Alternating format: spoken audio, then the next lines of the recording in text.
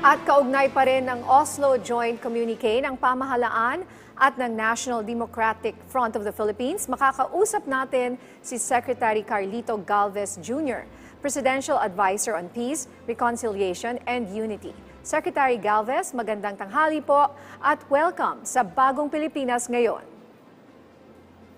Magandang tanghali po, Ms. Nina Corpus at sa Yusek Edu Punay, sa mga nakikinig po sa atin ngayon sa Bagong Pilipinas. From the beginning, President Ferdinand R. Marcos Jr. has been consistent in his call for national reconciliation and unity.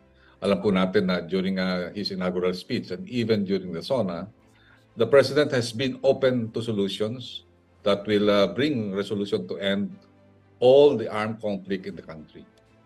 Kailangan nating magkaisa bilang isang bansa upang malutas ang mabibigat na hamon sa ating nakakaharap ngayong panahon.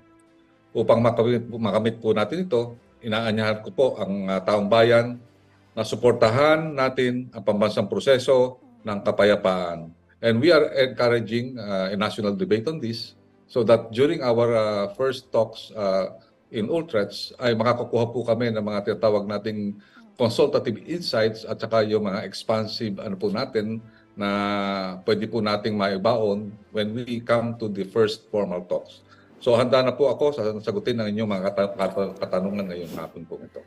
Alright, Secretary Galvez, maraming salamat po. Ang tanong po namin na susunod para po maintindihan ng lahat, gaano po kahalaga itong joint communique na pinagtibay ng pamahalaan ng Pilipinas at National Democratic Front of the Philippines? Matagal na po kasi natin itong inaasam-asam, at finally ay muli itong nabuksan at matutuloy na rin po. Ang ito pong joint statement po na pinahayag po natin kahapon at saka yung joint communique, ang importansya po nito, yung unang-una, nagkaroon po tayo ng pag-asa na magkaroon po tayo ng tinatawag na tuloy-tuloy na dialogo at saka discussions with the National Democratic Front and the CPP-NPA para tuluyan ng mawakasan itong yung tinatawag nating closure ng armed conflict. So nakikita po natin ito pong joint statement ay nagbunga po sa goodwill at saka po sa confidence building na nabuo po ng panahon na buhay po si Joma Sison at saka si Jerry Bautista, ay nagkaroon po ng magandang tinatawag nating confidence building at mutual trust between two parties. So ito po ay nagbunga po ng tinatawag natin na kasunduan na magkakaroon na po tayo ng principled and lasting solution dito po sa conflict po na to. Alright, Sec Galvez, Eunice Monte po ito, kasama ni Nina Corpus dito sa Bagong Pilipinas ngayon. At paborito nating interviewin partner si Sec Galvez, defense reporter pa tayo. But sir, ito po, ano po ba yung intensyon ng pamahalaan dito sa programa po na ito at ano po yung benepisyo nito para po sa atin? Unang-una sa lahat, ang importante po talaga yung vision ng ating mahal na presidente to really end all conflicts in the Philippines. Nakita po natin talaga na ang CPP, NPA, NDF at saka yung ating insurgensiya ay matagal na po, more than 50 years na po dito sa ating bansa. At nakita natin ang aspiration po ng ating mahal na presidente at ang aspiration po ng ating mga kabayan ay magkaroon na po tayo ng katahimikan dito po sa Pilipinas. Kasi naniniwala po ang ating mga kapulungan at ating mga liderato ng pamahalaan na hindi po tayo magkakaroon ng economic development at saka yung tinatawag po prosperity hanggang nagkakaroon pa rin tayo ng kaguluhan dito, lalo-lalo na sa buong Pilipinas at saka dito sa Mindanao.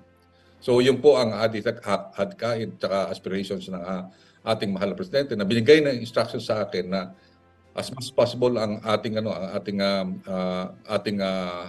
kapayapaan ay ating mapangalagaan at makuha po natin ang final solution dito sa armed conflict between the CPP, NPA, and NDF.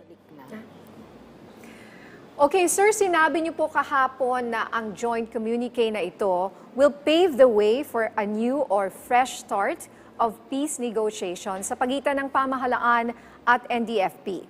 So ano na po ang susunod na mangyayari?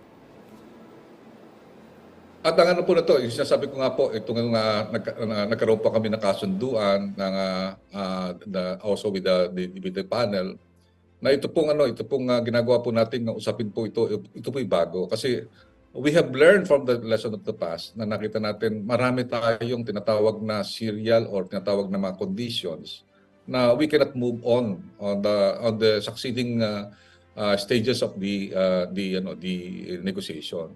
So ito po ay naniniwala po kami at saka naiibigay po namin sa kabilang party na dapat bumuo po ng tinatawag na bagong framework kung paano ang parameters ng negotiation.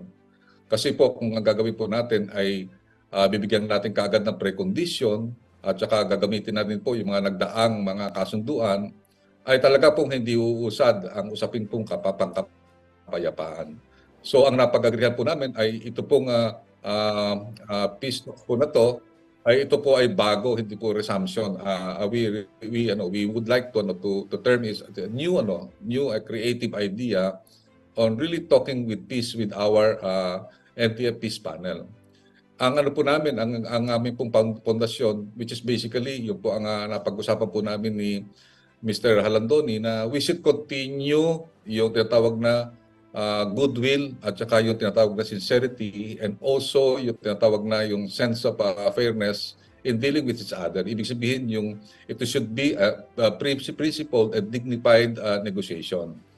Ang ano po natin dito, kung makita niyo po yung ating joint statement, ang hinahayag po namin dito ay susunod na pamamaraan po nito ay mag-uusap po ang dalawang panig para magkaroon po ng tinatawag na framework agreement para po yung parameters po na yon ay magamit po natin to have the final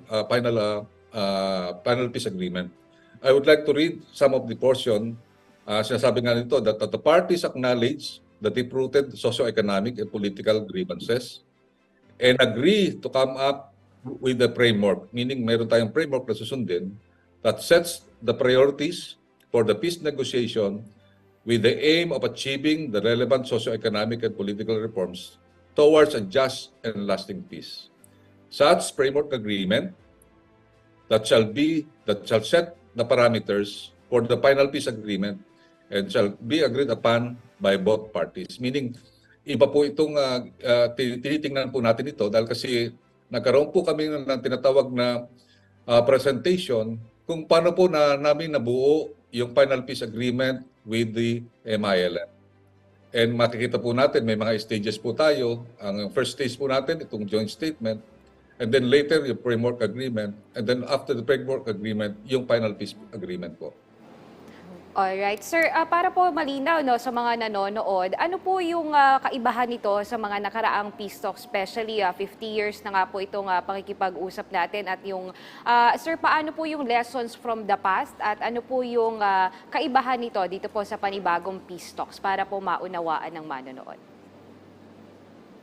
Unang-una po, yung sinabi po namin na it should be anchored on goodwill, yung tinatawag nating sense of dignity, and also yung tinatawag nating yung parang yung ating tinatawag na mutual respect to each other.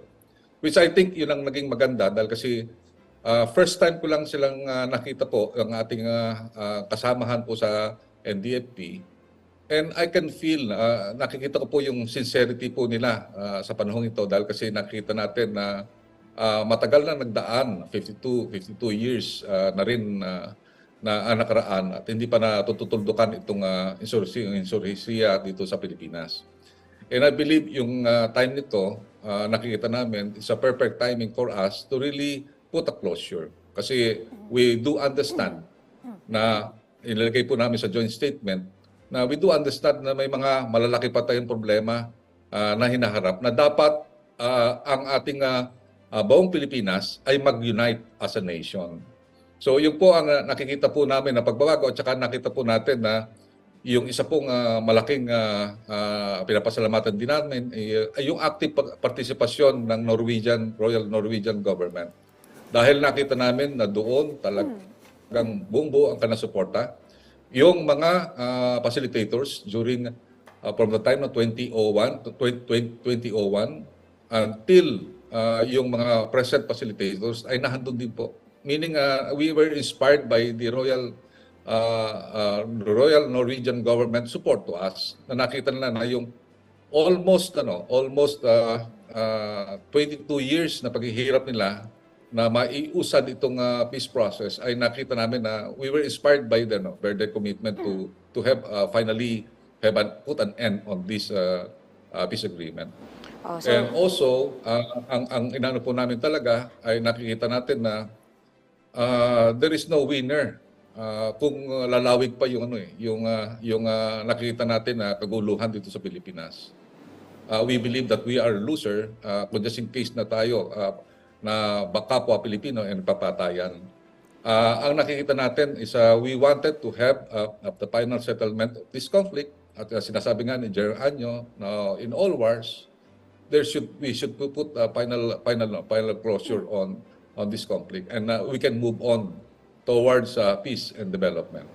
alright. So sabi nga ni Sec Galvez, new and improved peace talks based on unity, pagkakaisa. And sir, ito po, sinabi kasi ng NDFP sa kanilang press conference kahapon na mayroon silang ilang impediments na ihaharap sa ating pamahalaan. Mapapag-usapan po ba ito sa Oslo? I believe napag-usapan na ng negotiation team na nagpunta sa ULTREX noong 27 hanggang 29. At hindi ko po maisasabi po ano po napag-usapan nila dahil kasi hindi pa po nagbibigay ng comprehensive report ang ating negotiating team. I believe we will give you the information, the thorough information once na yung negotiating team po ay nakabalik na po dito. But we are very confident at sinasabi po nila that yung nakuha po natin na certain consensus ay very substantive at saka very positive po. Alright, with that, sir, tiwala ba kayo na makakamit na ang inaasam na pangmatagalang kapayapaan sa bansa? Nakikita ko po, maganda po yung perspective, very positive. Unang-una, natutuwa po ako dahil kasi ang suporta po ng buong ehensya ng gobyerno, particularly ang Armed Forces of the Philippines, yung NTF-ELCAC, ang ating security sector, ang DND, ang PNP, and also yung ating economic sector, ang NEDA natin at saka yung DSWD, they are fully supporting this incoming endeavor natin na peace process.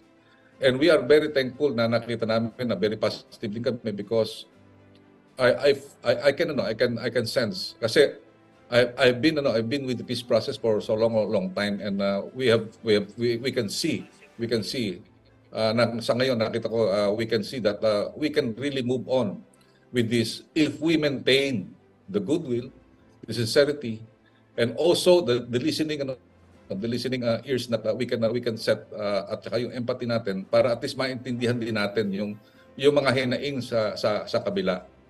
I believe we have more time for the national government to consult other stakeholders to build on a consultative constituency so that we can succeed on this peace process. The negotiating team cannot do it alone. We know that everybody, we encourage a public debate on this so that we can set up the final agreement that we need to have. Alright, sana nga po ito na ang kasagutan sa ating pinakakaasam na pangmatagalang kapayapaan. With that, Sec, mensahe na lang po sa atin pong mga kababayan na nanonood po ngayon. We would like to reiterate na itong yung para at least yung iba na medyo nagdududa sa sinseridad ng ating gobyerno, ito pong ating peace talks na ngayon, ang ating future discussions and dialogue is a new peace talks kasi nakita natin we have learned from our lessons. Ang po namin dito, it will become consultative. It will also tinatawag natin, it will also build a strong constituency from the different sector including religious, economic, security, and also the LGUs. Importante po talaga rin ang LGUs because we wanted to consult them because it is really their grassroots problems. So yung ang aking pong gustong ipaabot sa ating mga kabayan, please support our peace process. Let talk about this, and we need your support on this, and we would like to encourage everybody to support the government and give us a chance to prove that our direction is the right direction in really moving the final settlement of this insurgency.